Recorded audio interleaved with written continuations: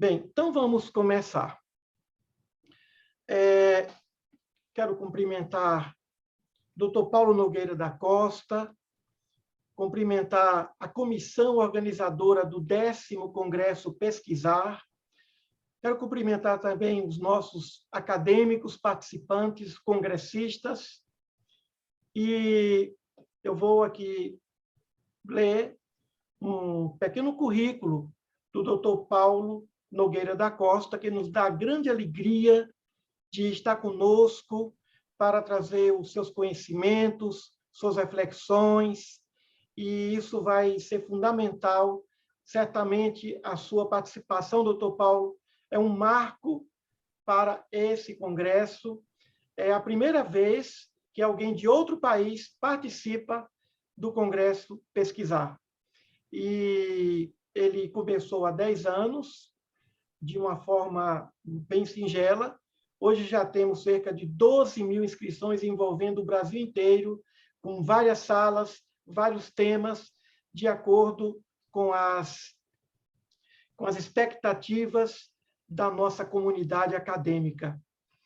Então, o Dr. Paulo Nogueira da Costa é doutor em Direito, Justiça e Cidadania no século XXI, na área científica de Direito, pela Universidade de Coimbra, com a tese subordinada ao tema O Tribunal de Contas e a Boa Governança, contributo para uma reforma no controle financeiro externo em Portugal, a qual foi premiada pela Ordem dos Técnicos Oficiais de Contas, em 2013, e pelo Tribunal de Contas da União Europeia, em 2015.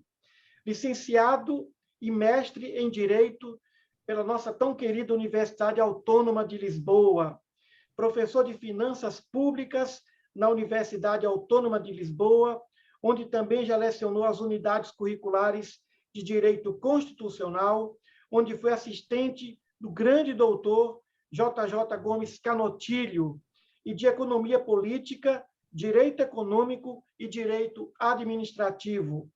Professor de Direito Fiscal no Instituto Superior de Contabilidade e Administração de Lisboa, onde exerce também as funções de subdiretor do mestrado em Fiscalidade. Jurista no Tribunal de Contas de Portugal, onde exerce funções de consultoria nos domínios jurídicos, econômico e financeiro e de apoio técnico às relações internacionais. Árbitro em matéria jurídico-tributária, autor de diversos livros e artigos científicos nos domínios do direito constitucional e do direito financeiro e fiscal. Diretor e coordenador científico do Centro de Investigação e Desenvolvimento em Ciências Jurídicas da Universidade Autônoma de Lisboa. Investigador associado ao Wilgentium Conimbridge, Centro de Direitos Humanos da Faculdade de Direito da tão tradicional Universidade de Coimbra.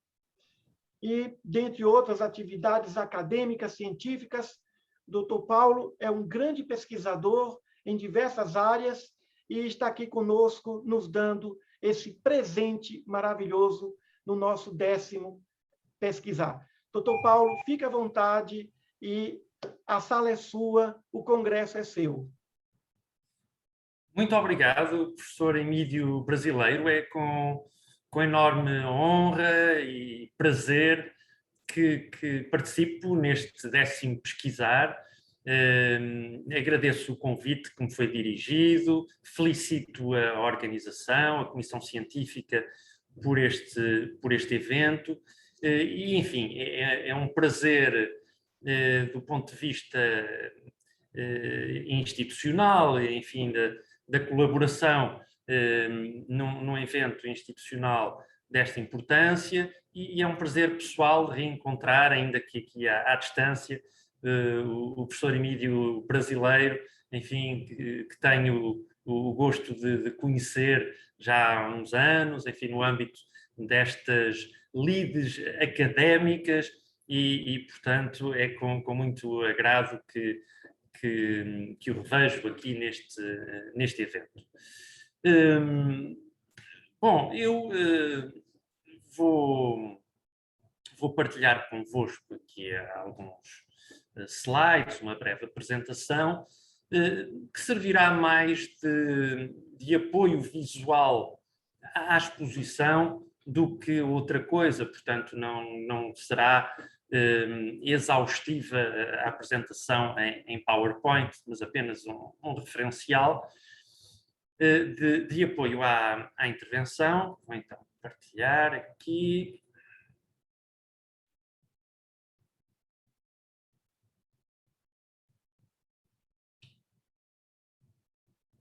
Bem, não sei se estão vendo, só... Agora sim. Bom, e este é um desafio que me é lançado de refletir convosco em torno deste tema, da importância da pesquisa para a construção do saber. E, enfim, quando o convite me foi dirigido para falar sobre o tema, interroguei-me qual seria a abordagem, porque, na verdade,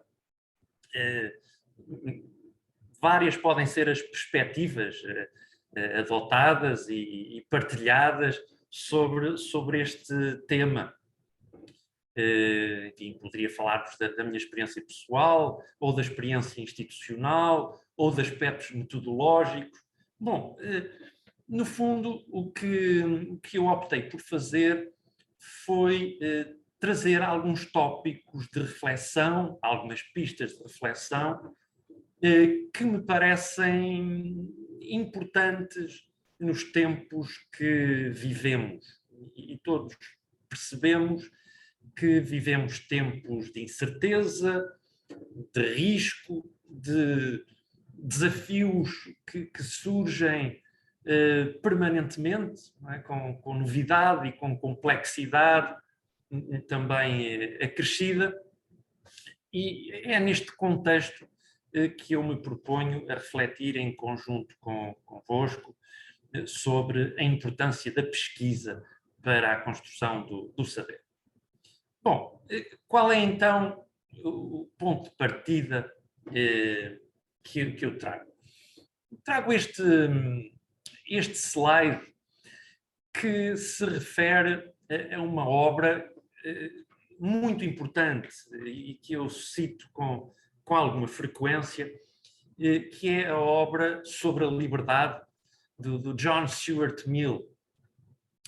E há aqui algumas ideias que eu gostaria de destacar e que apontam para a importância da liberdade de pensamento, da liberdade de expressão, conduzindo-nos também à liberdade académica, à liberdade de pesquisa,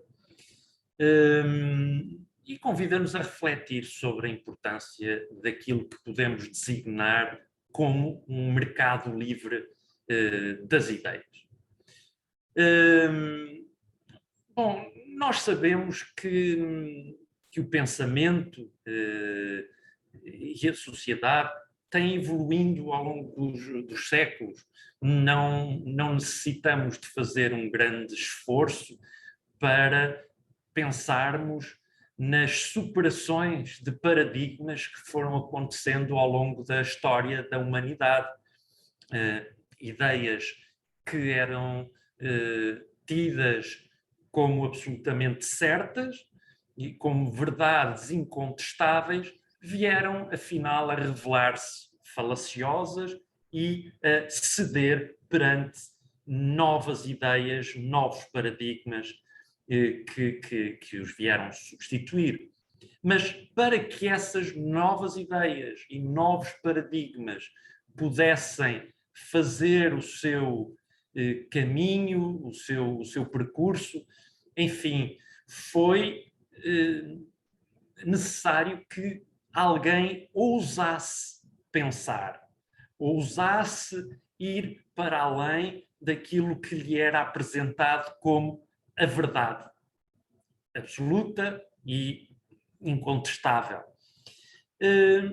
E, portanto, é graças à à coragem e à ousadia desses homens e dessas mulheres ao longo da história, que o conhecimento foi evoluindo, algumas teorias foram sedimentando, solidificando, outras foram sendo superadas e dando o seu lugar a outras, e isso só é possível graças a esta liberdade de pensar, liberdade de expressar, liberdade de argumentar, que nem sempre existiu. Infelizmente, alguns, para defenderem as suas ideias, as suas teorias, os seus pontos de vista, pagaram com a vida essa ousadia.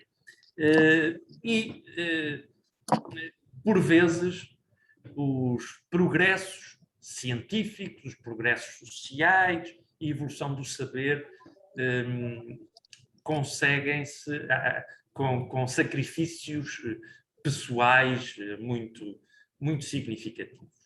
Mas eu diria que, como refere John Stuart Mill, qualquer tentativa de silenciamento de uma ideia, de uma opinião, de uma teoria, ou representa uma assunção de infalibilidade, como se nada mais houvesse para discutir, como se nada mais houvesse para acrescentar. E nós sabemos que as coisas não são assim. Ninguém é detentor da verdade absoluta, ninguém tem teorias válidas a priori, elas devem ser constantemente testadas e aperfeiçoadas, e só assim é possível ir construindo o saber a partir do saber pré-existente, não é? Pré-existente. E então, uma segunda referência aqui do John Stuart Mill, quando nos diz que a natureza humana não é como uma máquina, que não é construída segundo um modelo.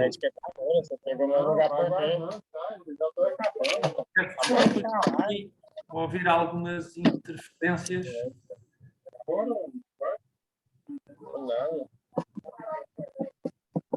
Solicitamos a todos que desliguem os microfones.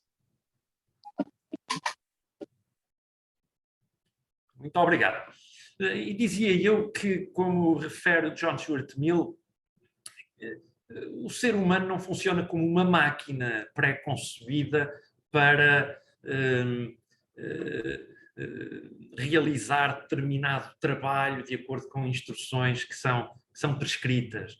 Nós sabemos que o ser humano, enfim, tem curiosidade, tem criatividade e tem capacidade de ir para além daquilo que lhe é dado à partida. E isso é algo que não podemos ignorar ou desvalorizar na natureza humana, e é um elemento imprescindível para o progresso. E então eu diria que a defesa da liberdade de pensamento, de expressão, a liberdade académica, a liberdade de pesquisa, essa defesa da liberdade é um fator fundamental para o progresso, para a evolução do saber. Bom, e esta então uma primeira pista de reflexão em torno da liberdade e do mercado livre das ideias, onde há troca de argumentos e onde as teorias são permanentemente testadas. Bom, depois, um outro aspecto que eu gostaria de salientar e que vos apresento é este relacionado com a sociedade de risco. Enfim, o sociólogo Ulrich Beck fala-nos na sociedade de risco mundial. Bom, a verdade é que as sociedades não são estáticas. As sociedades são dinâmicas.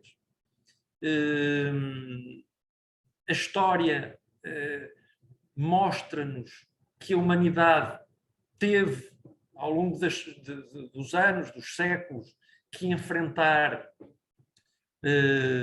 novos desafios. Permanentemente foram sucedendo novos desafios, com crescente complexidade, com novas interações entre áreas do saber, entre problemas que se comunicam. E hoje isso é muito visível. Nós podemos pensar em diversos riscos que se apresentam à escala mundial, mas podemos pensar em riscos nacionais ou locais. E estes riscos, em especial estes riscos à escala mundial, desafiam a humanidade a encontrar respostas. Essas respostas, enfim, podem ser provenientes das ciências exatas ou das ciências sociais, podem requerer a atuação do legislador ou a adoção de políticas públicas. A verdade é que desafiam desde logo os académicos, desafiam os cientistas, desafiam os pesquisadores a encontrar respostas para problemas que são novos ou que têm novos contornos e acrescida complexidade. E nós sabemos isso, enfim, pensando nas crises financeiras.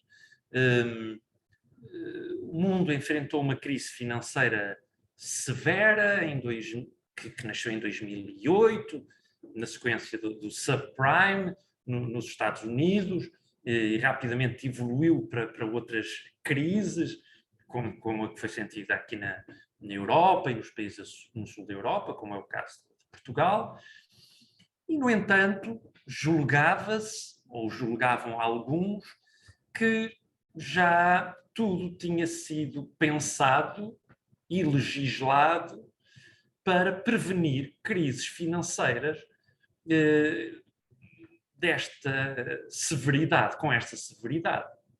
Enfim, pensava-se que a Grande Depressão não se repetiria e que as estruturas regulatórias e os instrumentos de governance instituídos não permitiriam que uma tal crise se instalasse.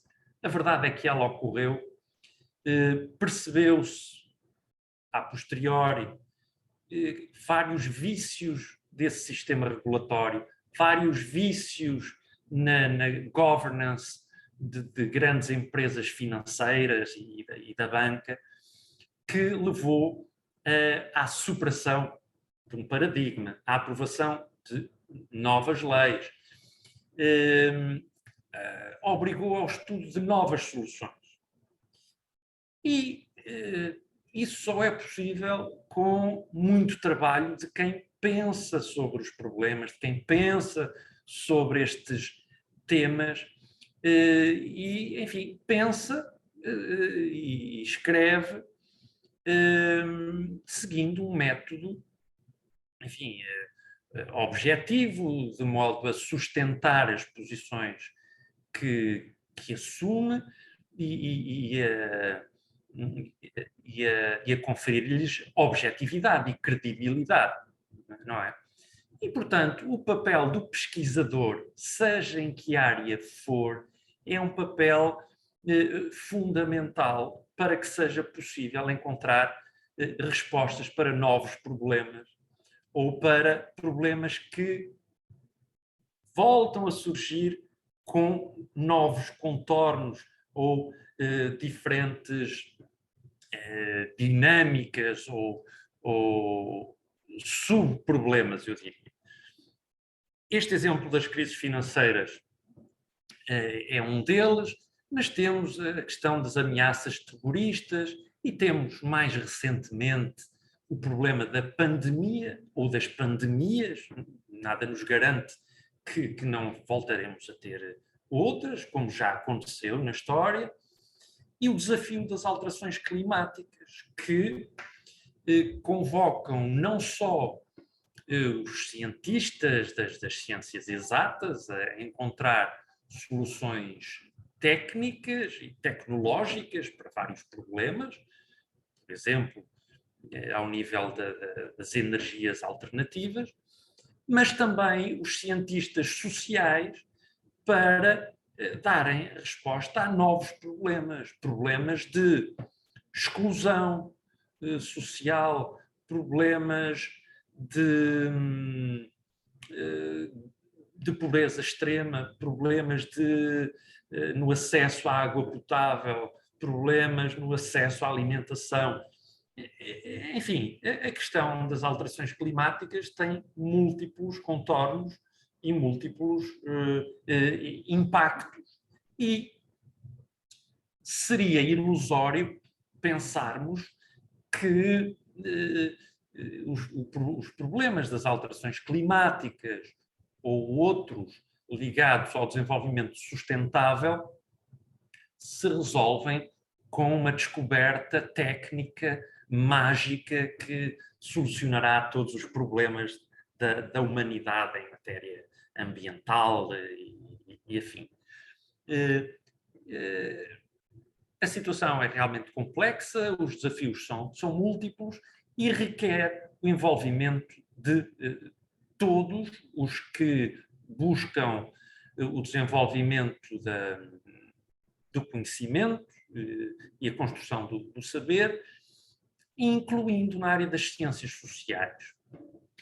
Por vezes desvaloriza-se o trabalho que é feito nestas áreas, mas devo dizer que sem elas, sem os progressos nos domínios, por exemplo, do direito ou da ética,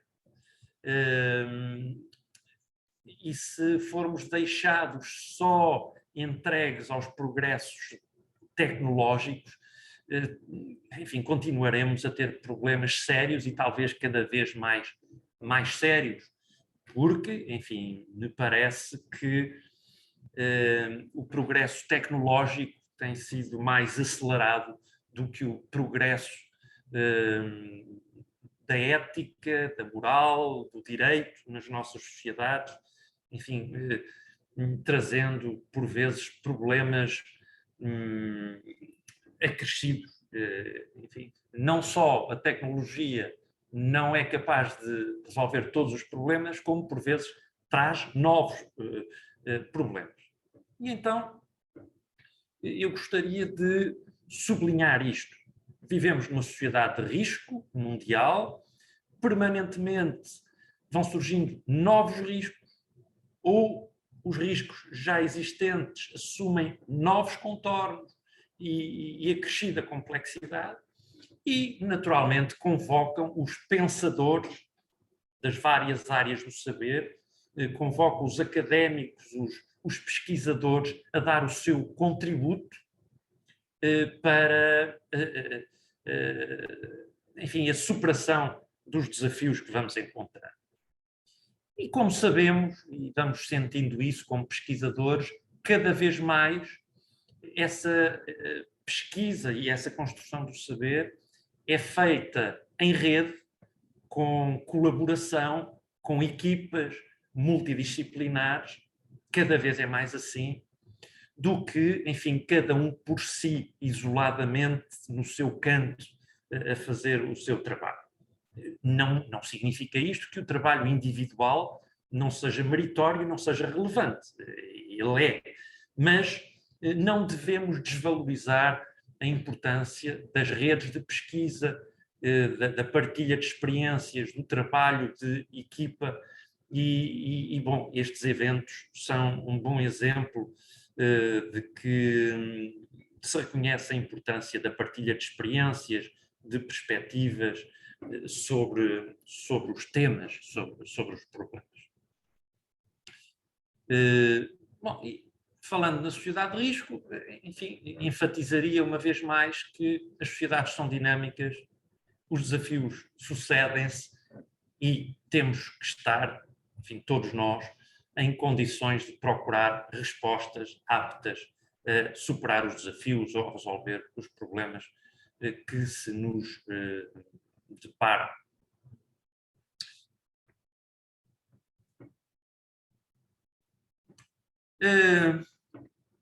Bom, um outro tópico é este que, de certa forma, se relaciona à sociedade de risco. Estamos a falar de mais um risco, mas um em particular ligado à informação e à sociedade da informação, que, em alguns casos, já se apresenta como uma sociedade da desinformação. Nós, todos os dias, somos, enfim, confrontados com uma quantidade massiva de dados, de informações, em todo o lado, na televisão, na rádio, nas redes sociais, na internet, muita informação. E nem sempre é fácil validar a informação, saber se aquela informação é fidedigna ou não. Enfim, se esse é um aspecto fundamental para qualquer cidadão que queira estar informado e queira, enfim, participar na vida pública e tomar decisões como eleitor de forma consciente, se isso é assim para qualquer cidadão, para um pesquisador ou para uma instituição com responsabilidades sociais, isso é decisivo. Como o professor Emílio Brasileiro disse há pouco, enfim, eu exerço, para além das funções académicas e de pesquisa, exerço também funções no Tribunal de Contas, em Portugal, e esta área do controle financeiro é um bom exemplo para fazer referência ao tratamento da informação. Porquê? Porque hoje o difícil não é obter informação.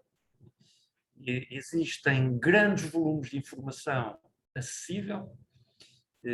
Hoje é muito comum nos encontros internacionais ouvirmos expressões como Big Data, Open Data, isto é, grandes quantidades de dados acessíveis, e o desafio está, quer para instituições que têm uma missão em particular, como é o Tribunal de Contas, quer para instituições académicas e para os seus centros de pesquisa, quer para os próprios pesquisadores, é crucial validar a informação. E depois de validar a informação, analisar a informação, trabalhar a informação. Porque só assim é possível construir conhecimento. Se ficarmos simplesmente pela constatação do que nos é apresentado, enfim, não conseguimos dar um passo adiante. E então eu diria que a validação e o tratamento dos dados é muito relevante, é cada vez mais relevante. E penso que todos nós hoje, pesquisadores, sentimos isso, que conseguimos aceder a muita informação, a muitos documentos, a muitos dados. A dificuldade está para nós na seleção, na validação, para depois, enfim, conseguirmos fazer o tratamento e desenvolver, enfim, construir novas teorias ou novos contributos em determinada área. Eu gostaria ainda, enfim, ligando as tecnologias aos problemas sociais ou aos perigos ou desafios para a sociedade, eu traria aqui um livro de um autor norte-americano, Cass Sunstein, enfim, que é um autor renomado, enfim, muito influente, e um dos seus livros relativamente recente, é este #Republic,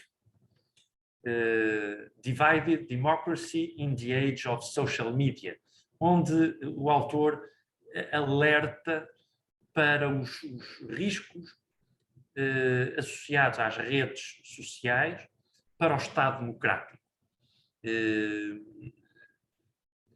Designadamente por promover uma polarização, um extremar de posições e para, enfim, desse modo, contribuir para a intolerância e para o ódio nas sociedades democráticas, apresentando-se assim como um risco e como um problema para os Estados democráticos.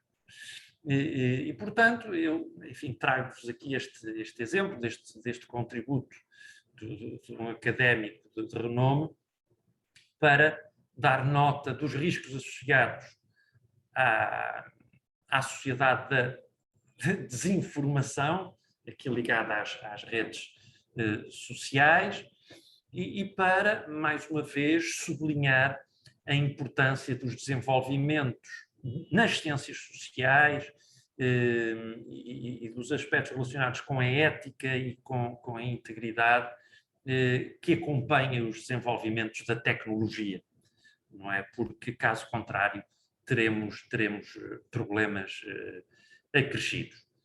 Ao mesmo tempo, enfim, dizendo que a informação que temos ao dispor é uma oportunidade para trabalhar e para conseguirmos avanços significativos no saber, não é? Porque conseguimos não só aceder à informação, como cruzá-la enfim, e conseguir potenciar o trabalho interdisciplinar, multidisciplinar, com resultados importantes. E, portanto, temos aqui duas faces da mesma moeda, eu diria. A informação apresenta-se como uma oportunidade, mas, enfim, o modo como é utilizada e por vezes distorcida pode levar a efeitos perversos.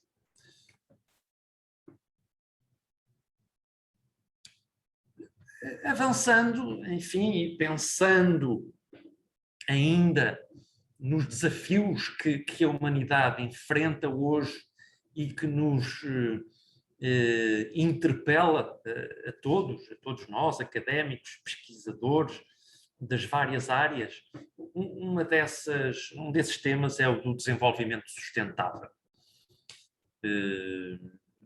Provavelmente já todos terão ouvido falar da Agenda 2030 das Nações Unidas para o Desenvolvimento Sustentável e nos 17 Objetivos de Desenvolvimento Sustentável que nela foram previstos. Enfim, todos nós, como académicos, como pesquisadores, como cidadãos, todas as nossas instituições, sejam universidades, sejam centros de pesquisa, sejam tribunais de contas, todas têm um contributo a dar, todas têm um papel relevante a desempenhar. E deixem-me partilhar convosco esta experiência, enfim, esta experiência pessoal, digamos assim.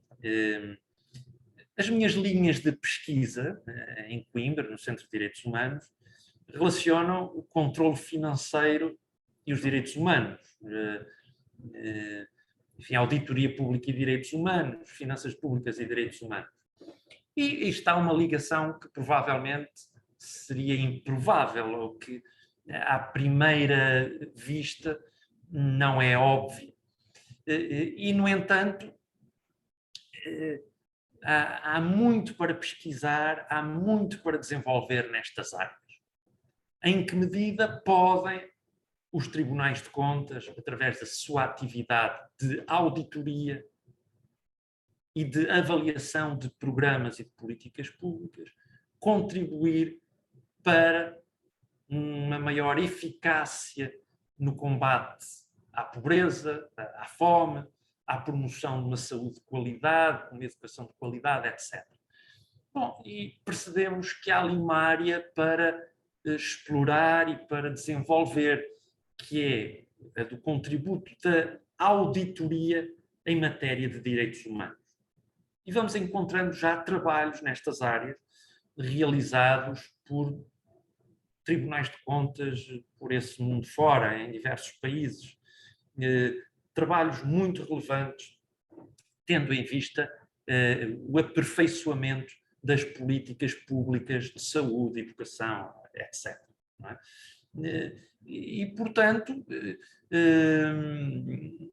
é natural que, neste exemplo que eu estou a dar, dos tribunais de contas e instituições congêneres no mundo, elas próprias, nos seus últimos congressos, mais recentes congressos, tenham reconhecido o seu papel relevante na promoção dos Objetivos de Desenvolvimento Sustentável.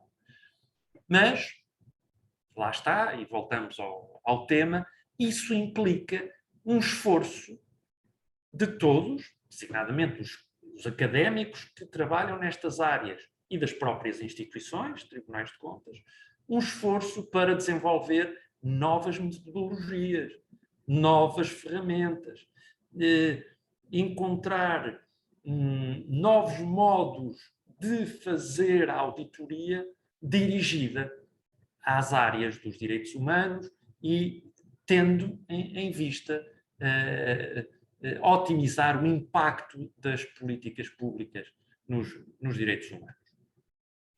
Enfim, para além de outros aspectos relacionados com este, de, enfim, combater a fraude, combater a corrupção, contribuir para instituições fortes, dignas de confiança, credíveis. Todos esses passos exigem um esforço de pesquisa e desenvolvimentos, enfim, quer em termos substantivos, em que a criatividade se alia à técnica, quer desenvolvimentos metodológicos, não é? Como fazer. E, enfim, aqui os Objetivos de Desenvolvimento Sustentável apresentam-se como desafios importantes para a humanidade e como oportunidades também muito desafiantes para os pesquisadores nas diversas áreas do saber. Bom, e vou avançando um pouco também para deixar algum tempo para perguntas que possam ter, enfim, comentários que possam ter, mas, enfim, eu deixava-vos aqui ainda alguns tópicos que resultam disto que tenho procurado transmitir. Primeiro, o papel que as universidades e os centros de pesquisa têm na construção do saber. E, claro, quando falo nas universidades e nos centros de pesquisa, falo nos professores e nos pesquisadores que aí exercem funções. Não basta, a este nível, reproduzirmos aquilo que já foi pensado por outros ou simplesmente transmitirmos informação, darmos a conhecer informações. É importante que nós próprios, como professores universitários, como pesquisadores, procuremos dar o nosso contributo para os progressos na área em que desenvolvemos a nossa atividade. Muitas das vezes esse contributo é feito, como digo, em redes de colaboração, com partilha de experiências, com trabalho multidisciplinares e desafiando os estudantes para nos acompanhar, enfim, e para pensarem também na importância dessa atividade de pesquisa, a importância que tem, eventualmente, para a sua realização pessoal, não é? Se gostarem da pesquisa, e a importância que tem para o progresso da sociedade. Portanto, eu diria que as universidades e os centros de pesquisa tem um papel muito relevante na criação de condições para esse trabalho de pesquisa, não é? Criando as condições físicas, mas também, enfim, desafiando, criando linhas de pesquisa, enfim, provocando, no bom sentido da palavra, os trabalhos de pesquisa em determinadas áreas, incidindo sobre determinados tópicos. Como eu disse, cada vez mais assistimos a trabalhos multidisciplinares, em alguns casos até transdisciplinares. Eu recordo-me quando trabalhava na minha tese de doutorado, enfim, sobre Tribunal de Contas e boa governança.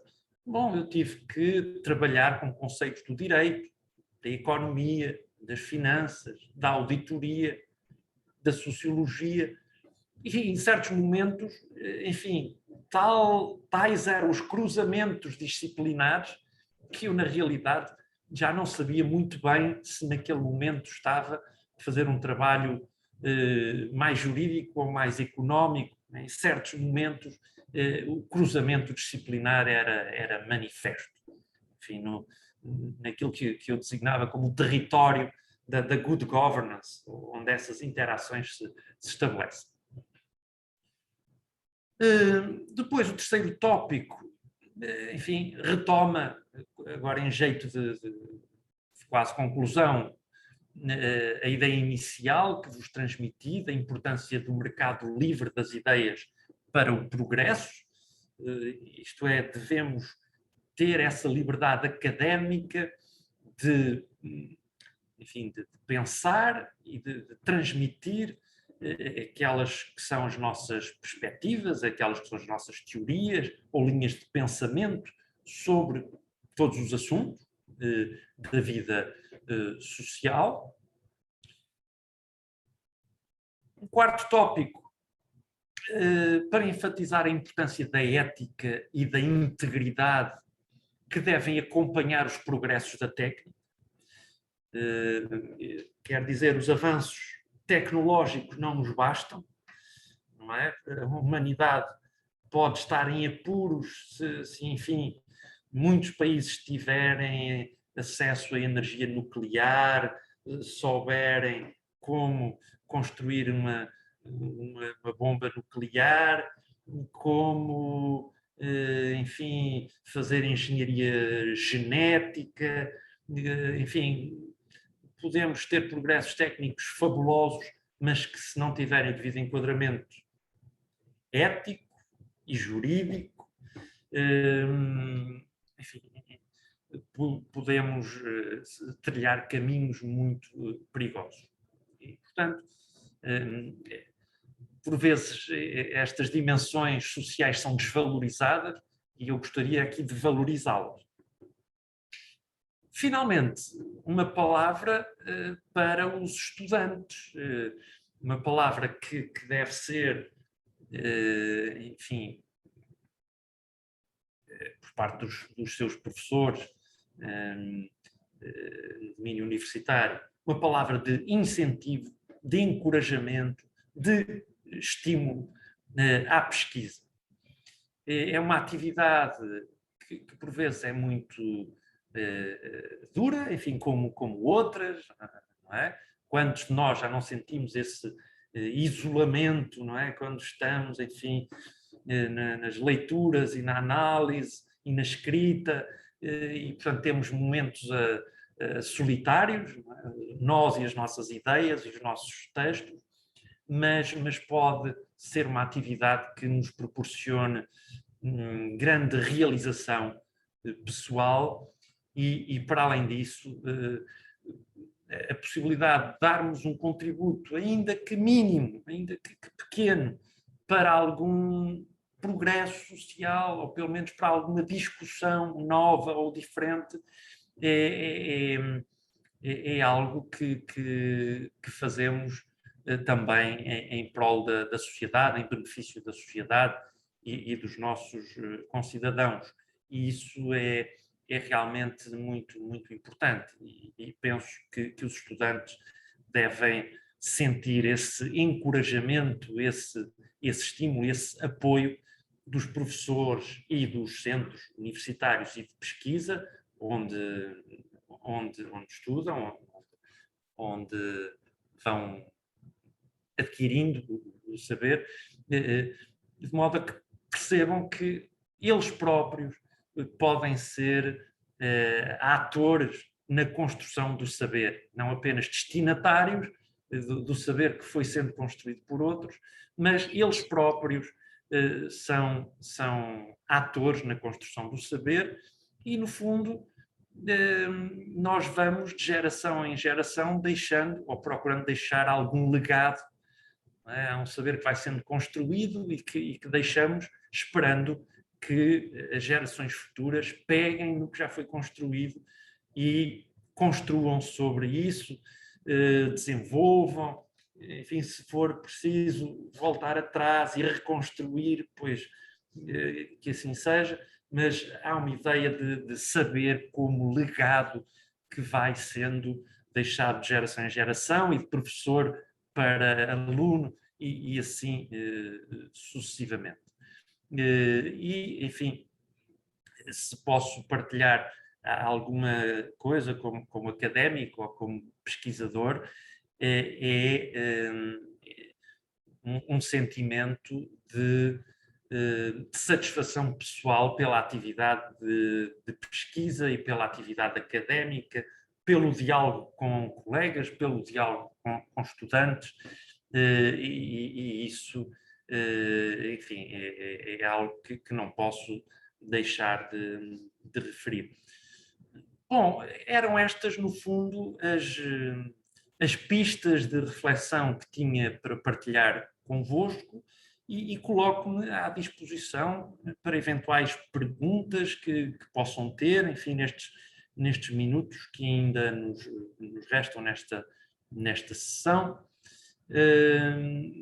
Muito obrigado pela vossa atenção, pela vossa participação neste encontro. Enfim, fica aqui também o meu e-mail para o caso de poder ser útil. Muito obrigado pela vossa atenção e fico ao dispor. Muito obrigado, doutor Paulo Nogueira da Costa, doutor Paulo Costa, por esse momento de reflexão científica. Em poucos minutos, o senhor fez uma bela síntese que certamente vai nos provocar para, principalmente, pós-pandemia.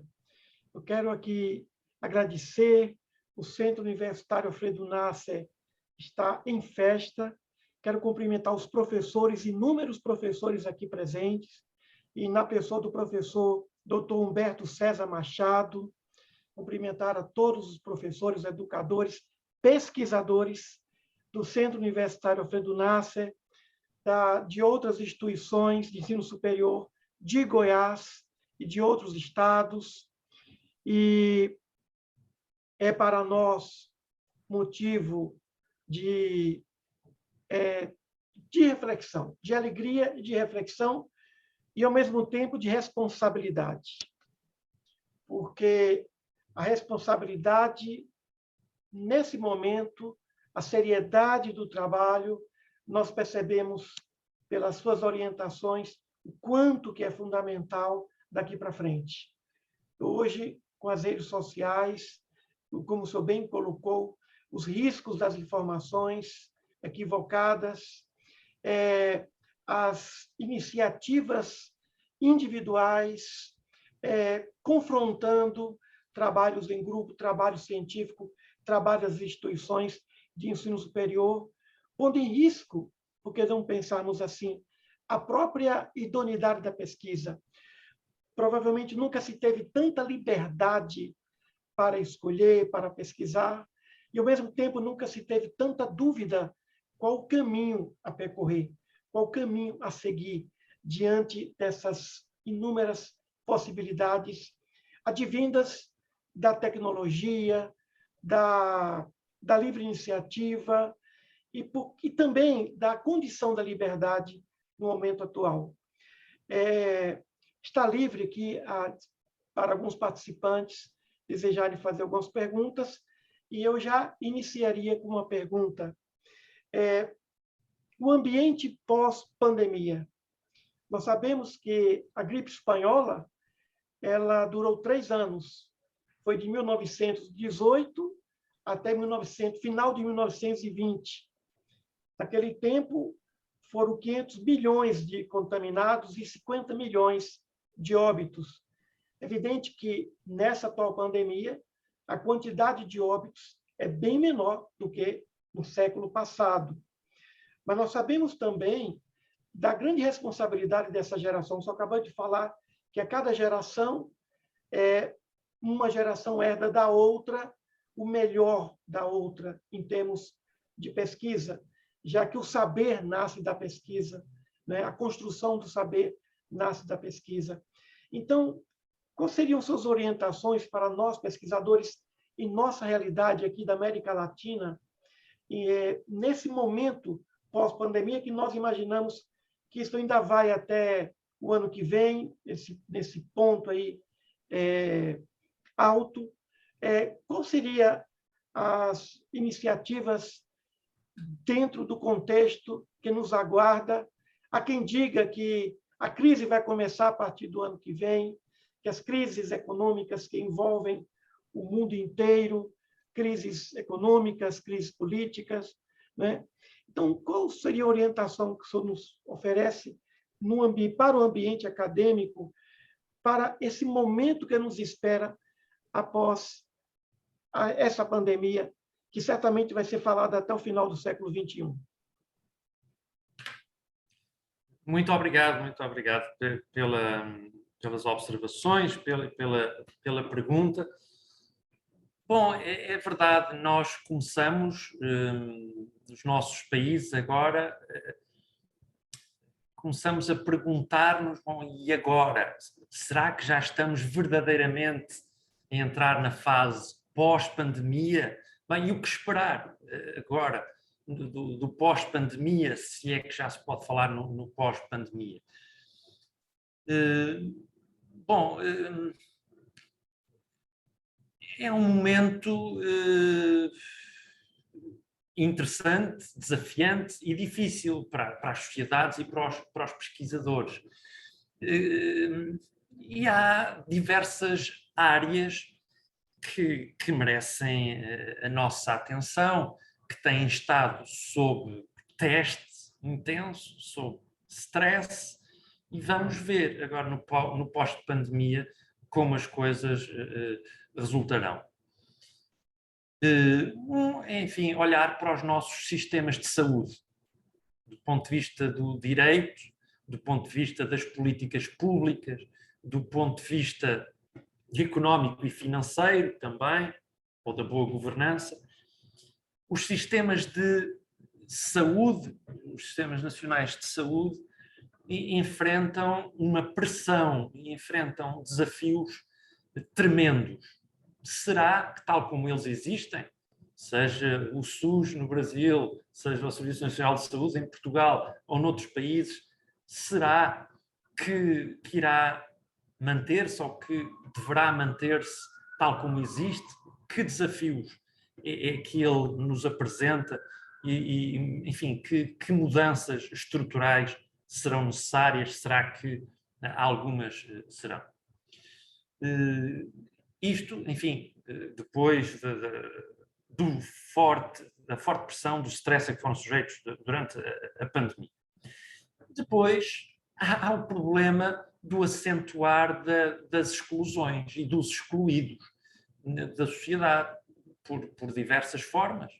Isto é, a pandemia, no fundo, vem aparentemente acentuar desigualdades, excluir mais do que incluir cidadãos, e isso, aliado aos Objetivos de Desenvolvimento Sustentável, convida-nos também a refletir que políticas, que medidas de inclusão serão necessárias, que caminhos poderão ser trilhados para promover a inclusão social, para combater a fome, para combater a pobreza extrema. Isso, enfim, não é algo que tenha surgido com a pandemia, mas foi agravado com a pandemia e são temas que nos são também apresentados pela Agenda 2030 e que nos convocam, que nos interpelam para a ação. E, enfim, estas são possibilidades de pesquisa que me parecem relevantes nas áreas sociais.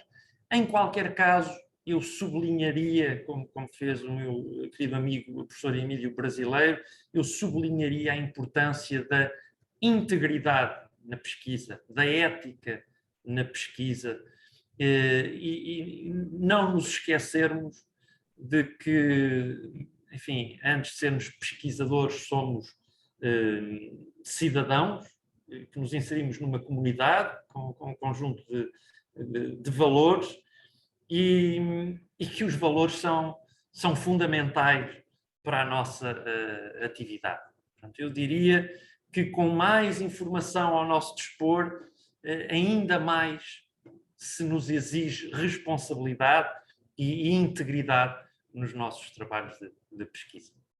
Enfim, não sei se fui ao encontro, se consegui responder à pergunta que me colocou, mas, digamos, era esta a reflexão que eu teria também sobre a mesma. Plenamente. Muito obrigado, doutor Paulo Costa. O doutor Humberto César encaminha um recado aqui, um cumprimento. Professor Paulo Nogueira, agradecemos a gentileza de compartilhar seu olhar teórico, que muito nos engrandece. Obrigado. O doutor Humberto César, ele é um dos maiores pesquisadores aqui da nossa instituição. Também o professor Pedro Omar Azeredo cumprimenta. E realmente, eu acredito que esse olhar em relação... eu costumo dizer o seguinte, assim como o sol, o dia começa no Oriente, eu costumo pensar que o dia científico de pesquisa começa na Europa e depois vai se espalhando pelo mundo afora. A Europa ainda é o berço da grande pesquisa e muitos europeus, em diversos países, realmente fomentam a pesquisa em todas as áreas, essa grande arte de observar, registrar, analisar, para depois concluir a respeito do fenômeno, seja ele em qual nível observado. E isso é fundamental, importante, realmente. E nós sabemos também o quanto que o nosso querido Portugal influencia o trabalho científico, a pesquisa científica, o texto, as teses portuguesas, como influenciam na cultura científica da França, da Inglaterra, da Espanha, da Alemanha. Nós sabemos o quanto que o trabalho científico de Portugal é uma referência para toda a Europa e, consequentemente, para todo o resto do mundo. E nós queríamos saber, em relação exatamente a Portugal, como a comunidade científica está vendo as possibilidades de pesquisa para esse milênio, nesse momento, como as instituições de ensino superior estão a enfrentar as necessidades do trabalho de pesquisa, principalmente pesquisa na área da saúde, como o senhor acabou de falar, em função de, por exemplo, das crises econômicas. Nós sabemos que pesquisa exige fomento, recursos, e diante dessas crises econômicas, o que fazer, o que pode o pesquisador fazer, ou as instituições, diante das limitações que uma crise econômica pode causar? Bom, Aqui na Europa há uma preocupação muito forte com a sustentabilidade dos sistemas de segurança social e com os sistemas de saúde, que consomem muitos recursos, e temos aqui um problema demográfico de envelhecimento das populações que, a prazo, trará uma sobrecarga sobre, enfim, os contribuintes e sobre as finanças públicas. E então as soluções para mitigar essa tendência têm vindo a ser estudadas e é uma linha de pesquisa que tem vindo aqui a ser desenvolvida. Portanto, sustentabilidade do sistema de segurança social, sustentabilidade do serviço de saúde. Depois há um aspecto que eu também gostaria de sublinhar, que é um tema de atualidade. Aqui na União Europeia, os países como Portugal beneficiaram de um conjunto de fundos de apoios financeiros para o pós-pandemia, para a transição climática, para a transição digital e para a resiliência, incluindo as questões de integração social. Portanto, temos, digamos aqui, 3 linhas de atuação ao nível das políticas públicas que envolve o Estado e as instituições e a sociedade civil. Transição climática, transição digital, resiliência. Quando falo em resiliência, abrange as várias dimensões sociais, incluindo esta da saúde e outras. E um aspecto a que tem sido dada a maior importância, até considerando outras experiências de Portugal, noutros anos, é garantir que esses fundos são devidamente aplicados nas finalidades para que foram concedidos e foi criada uma estrutura de controlo, de monitoramento, de controlo interno, de controlo externo, para prevenir as fraudes, a corrupção ou a má aplicação dos fundos. Esse é um tema que tem merecido a maior atenção do próprio Presidente da República, do Tribunal de Contas e das instituições, garantir que não é apenas mais uma oportunidade desperdiçada.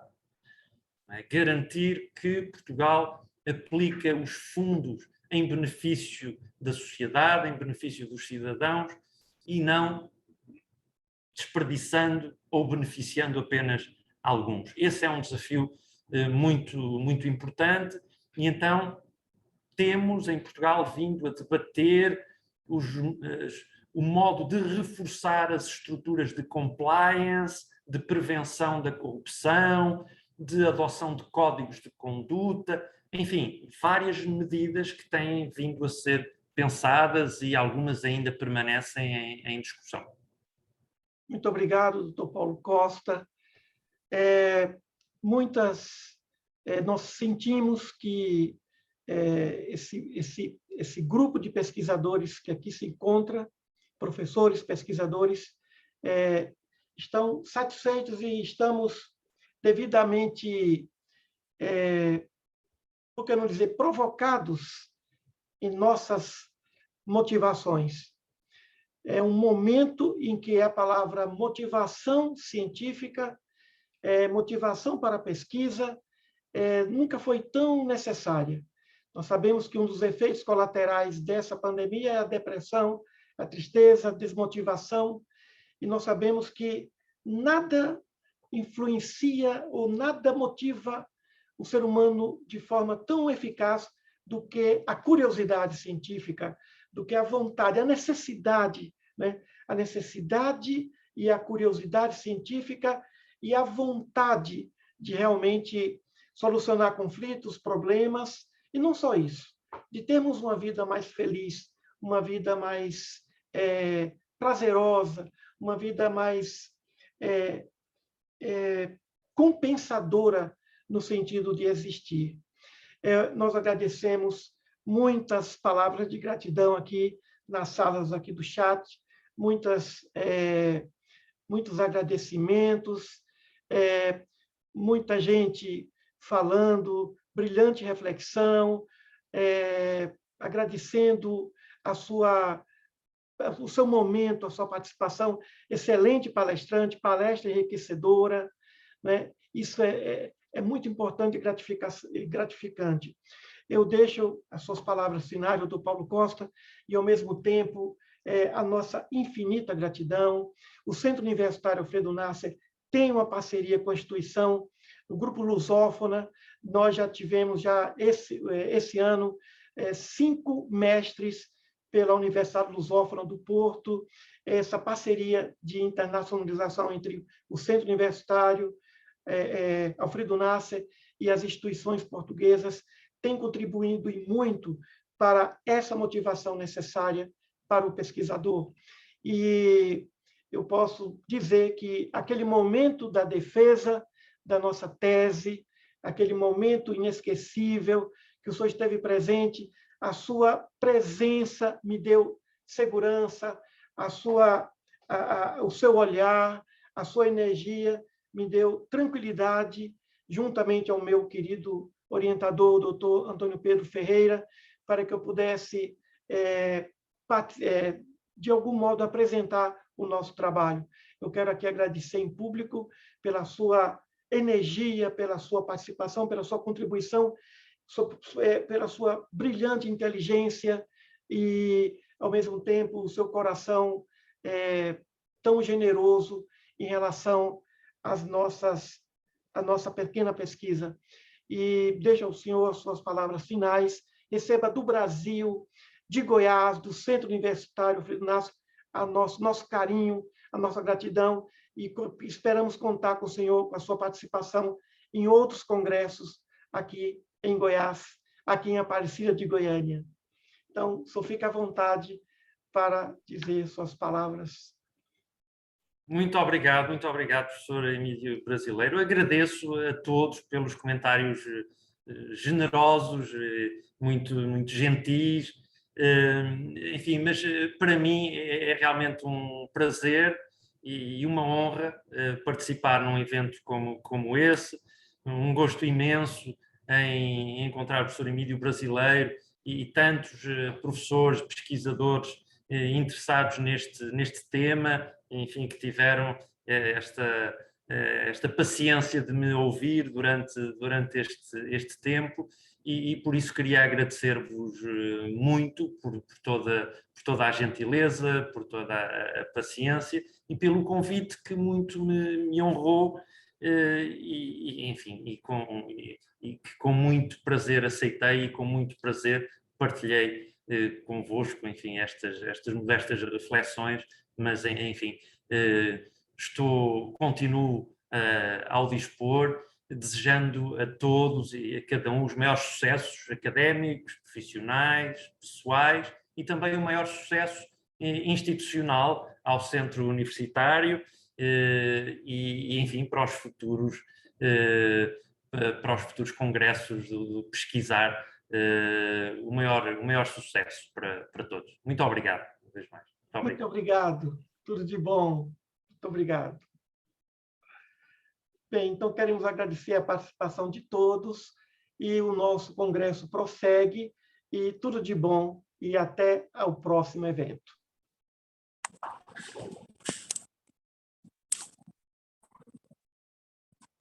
próximas sessões estão marcadas. A próxima sessão do CBR marca